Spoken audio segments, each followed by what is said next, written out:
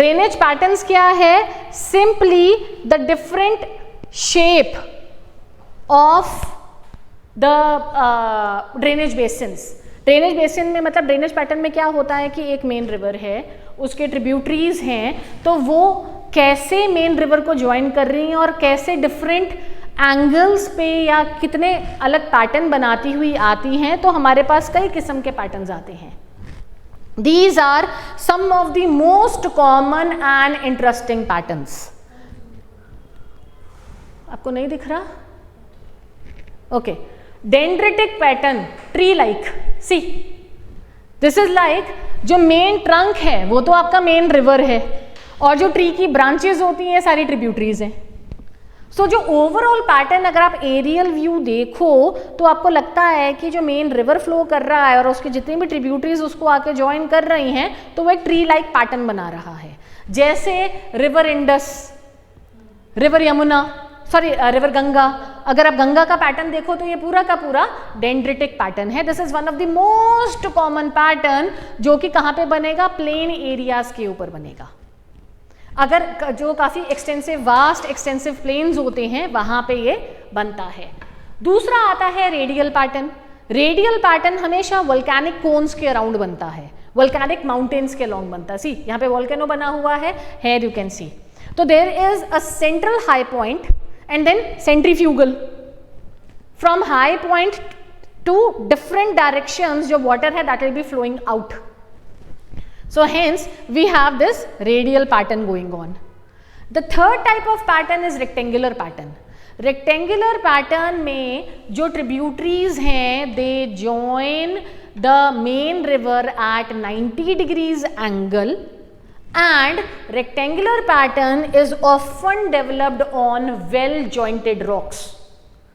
ये उन rocks के ऊपर बनेगा जिसमें बहुत ही prominent joints हैं, for example limestone। क्योंकि जॉइंट जो है वो क्या है? लाइन ऑफ वीकनेस है। तो रिवर धीरे धीरे धीरे धीरे कैल्शियम कार्बोनेट को उन जॉइंट्स के अलोंग डिसॉल्व कर रहा है। और ये देखो पैटर्न, ये मेन स्ट्रीम आ रही है और जहां जहां ट्रिब्यूटरीज हैं वो मेन स्ट्रीम को 90 डिग्रीज एंगल पे ज्वाइन कर रही हैं। तो ये बन गया आपका रेक्टेंगुलर पैटर्न। इटली में जैसे रिवर पो है, रिवर टाइबर है, वो मेडिटेरेनियन सी में जाने से पहले वो ये कार्बोनेटेड एरियाज के ऊपर से फ्लो करते हैं, तो वहाँ पे ऐसे आता है। Then we have the parallel pattern और ट्रेलिस। पहले हम लेंगे ट्रेलिस। अब ट्रेलिस पैटर्न में क्या चल रहा है? ट्रेलिस इज इसमें ना ट्रेलिस का ओके हेयर इट इज, ये रहा, ये देखो। ट्रेलिस में all the tributaries are joining the main stream at 90 degrees angle. Another thing देखो, जो ट्रिब्यूटरीज हैं वो बहुत छोटी हैं, उनकी जो लेंथ है वो ज़्यादा नहीं है एंड सारे जो मेजर रिवर्स हैं दे आर मूविंग मोर और less parallel to each other. Trellis pattern बनता है इन माउंटेनस एरियाज जहाँ पे सीरीज में फोल्डिंग हुई है, तो anticline syncline, anticline syncline. Synclines जो हैं वहाँ पे मेन रिवर्स फ्लो कर रहे हैं। सो ये देखो सिंक लाइन्स में जहाँ पे वैलीज बनी हुई हैं वहाँ पे मेजर रिवर्स चल रहे हैं। जो इनके ट्रिब्यूटरीज हैं वो सराउंडिंग एंटीक्लाइन में से फ्लो कर रही हैं। वो जब जिस टाइम नीचे पहुँचती हैं एट द बेस तो वो सिर्फ छोटे ही डिस्टेंस पे स्ट्रेट ही आके 90 डिग्रीज के एंगल पे ज्वाइन कर जाएंगी मेजर रिवर्स को। तो we have smaller tributaries joining the major river at 90 degrees angle and separated with ridges in between. So this is the trellis pattern जो कि fold mountainous region में जहाँ पे mountain valley topography है वहाँ पे it is very very common.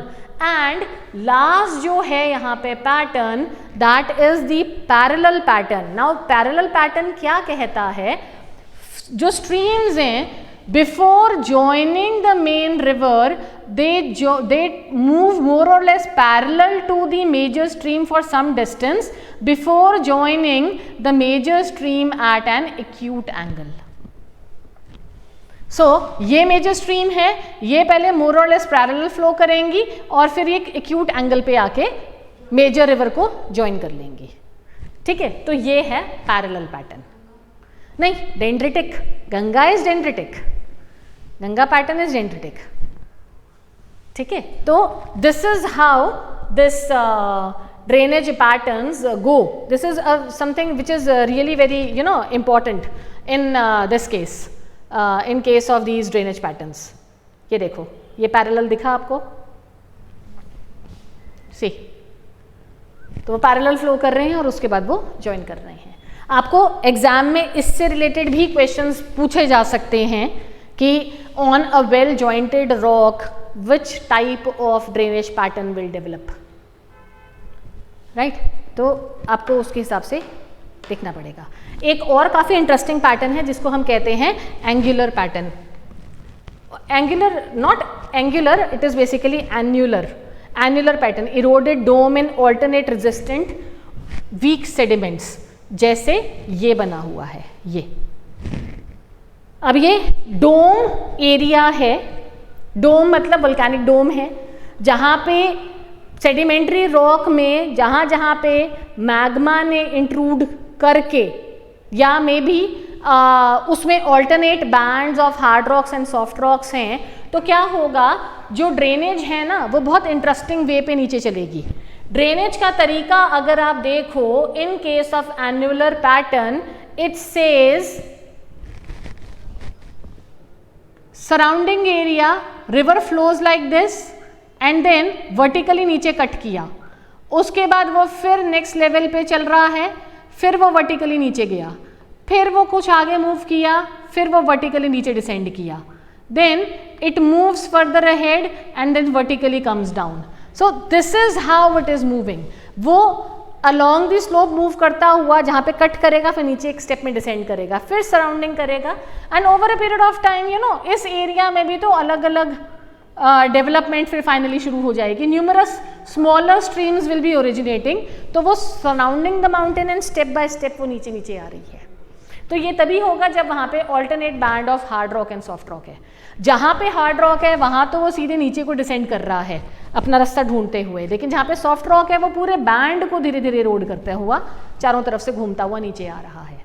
सो ये है आपका डोम लाइक स्ट्रक्चर्स में जहाँ पे resistant alternate bands of hard rocks and soft rocks are present.